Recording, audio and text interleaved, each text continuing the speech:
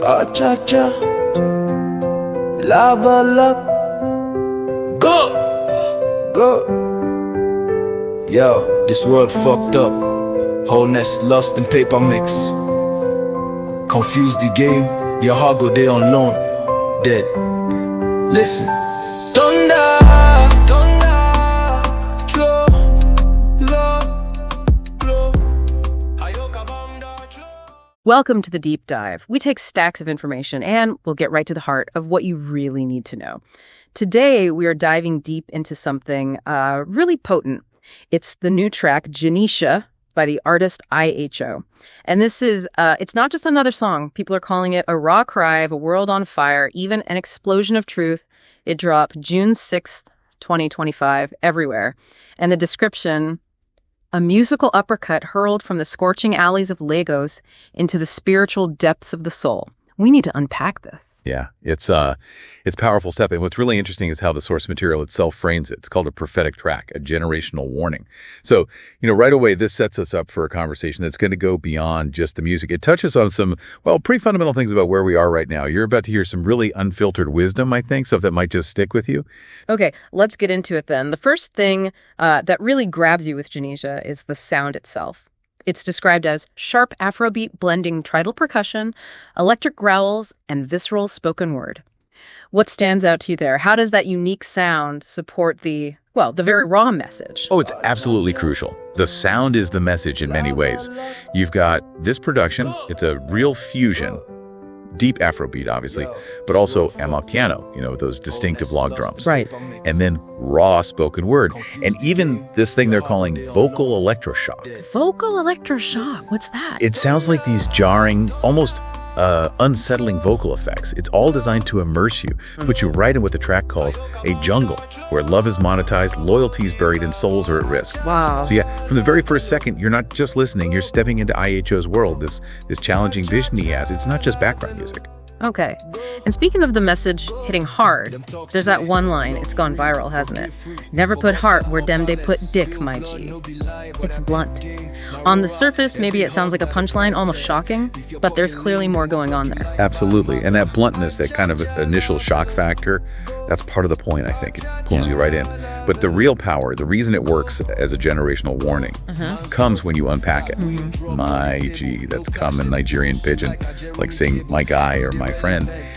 And the phrase itself, it's this stark, unfiltered proverb about, emotional vulnerability in certain situations. A survival proverb. Exactly. A survival mantra in an emotional battlefield where hearts fall like soldiers. That's how it's described. It really is the heart of the message. And it sums up so much of what IHO seems to be getting at. It's also the title track of the whole 16-song album, Genesia. Right, okay. And the lyrics themselves, they just dive straight in. He doesn't waste any time. That first bar. This world fucked up, wholeness, lust, and paper mix. Confused a game, your heart go day on loan. Dead. He's not pulling any punches there. It's this immediate exposure of modern confusion. Yeah, this tangled mess he sees between the sacred holiness, raw desire, lust, and money, paper. And confused a game, in pidgin, it means like you misunderstand the rules, you mess things up. Okay. So if you get that fundamental mix-up wrong, your emotional core, your heart, it's instantly compromised. It's on loan, essentially not yours anymore, and ultimately dead. He's painting this picture where souls are mortgaged, where love is under contract, and even tenderness, affection is sold by wallet weight. Wow. Even basic connection has a price tag attached. That's the world he's describing. And he really drives that theme home, the transactional nature of it all. The verses are sharp. The flow feels so truthful even when it's painful. Like these lines, Dem Talk say, love free, forgive free, but I peep, game now, ROI, every hug got a price tag. And then no cash. Dem ghost you like Ajeromi cable. That Ajeromi cable line. It's specific, but the feeling is universal, isn't it? It's incredibly powerful because it's so relatable, even with the local reference. ROI, return on investment. Saying even a hug has an expected payback. That's chilling. Yeah. And the Ajeromi cable metaphor. Ajeromi is a district in Lagos known for, let's say, unreliable electricity and cable. So being ghosted like Ajeromi cable means you just vanish, suddenly cut off, no explanation. It perfectly captures that feeling of becoming invisible when you're broke. Right? So love in this view, becomes just another transaction, not some inherent truth. And that links straight back to the refrain, that warning. About superficial relationships. Exactly. The devastation of superficial, fast, and empty relationships where, as the source says, desire is mistaken for devotion, sex for covenant. He takes it even further in the second verse, doesn't he? There's this sense of cold clarity, as it's put. He says, unconditional love. Mama, pickin', dog, that's all. The rest, sign contract, wait and you bring... Pickin' meaning child, right? Yeah, pikin is pigeon for child. Yeah. So whether, child, dog, that's it for unconditional love. Everything else requires a contract, an explicit question. What are you bringing to the table? Wait and you bring. It's stark, brutal almost. It is. And then to really underline that feeling of emptiness, of love being hollowed out, he uses this incredibly poignant metaphor. He references the Lekki Massacre, October 20th, 2020, a really traumatic event in recent Nigerian history, the attack on peaceful protesters. Aye. He says, Echo Go Slap You Love sound empty, like Lekki Tollgate after 2010-20 hell. Wow. That hits hard. It really does. Using that collective trauma, Yeah. it evokes what the source calls betrayal, silence, and post-chaos emptiness.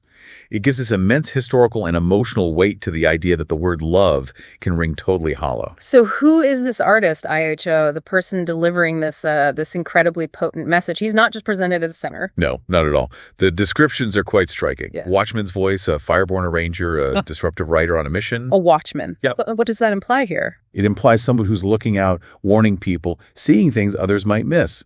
His stated purpose is apparently every beat, every word, every breath is calculated to wake up, provoke, and expose. That's quite a mission statement. It is, and his style reflects that. The lyrics are raw, rooted in social reality, but there's also this spiritual longing underneath. He uses Nigerian pidgin very deliberately, very fearlessly, and these guttural sounds you hear sometimes, cha-cha, lava-lop, gup-blop, they are described as sonic prayers or prophetic interjections. They hit you on a different level. Right, not just words. Exactly. And the music itself, the production, is this complex blend. Afrofusion, amapiano, Naija hip-hop, even something called mystic trap. It sounds familiar, yet totally fresh. And his strength, what makes him stand out? It seems to be this ability for turning street grit into sacred ground, for preaching from pavement pulpits, saying the things others won't. So he's not just singing a song. He's seen as exposing, denouncing, and shaking souls awake. Genesia, the track in the album, they're presented almost like a baptism by fire in a world already burning, signifying perhaps the dawn of a new musical, spiritual, and cultural order. That's a huge claim, but listening to the track, you can sort of feel that ambition. You really can. So, wrapping this up, what does Genesia ultimately mean for you, the listener?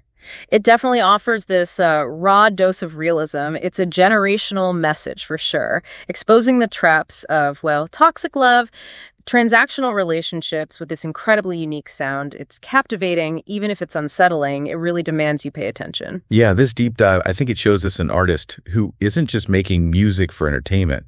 He's consciously using his voice to be that watchman, to provoke thought, to shake up our perceptions.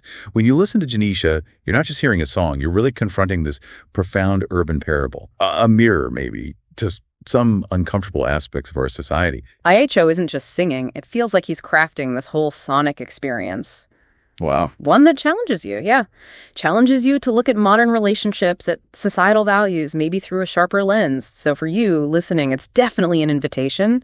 Discover this deep, bold artist who seems ready to define, maybe a new era. And it leaves us with a pretty important question, doesn't it? In a world where connection often feels, commodified. Yeah. Where even affection might seem to have a price tag. Where do you draw the line? The line between genuine human connection and just transactional exchange. Maybe think about how IHO's really powerful message resonates with your own life, your own observations. What is that raw cry he makes? What does it truly reveal about the world we're all living in right now? The rest, sign contract, what's in you bring? She want ground fame, he want your drill leg backstage. Cha-cha, la velo. Them want drip, but nobody they share pain. Give all heck, we go slap you. Love sound empty like Lekki Tollgate after 2010-20. Thunder, Joe.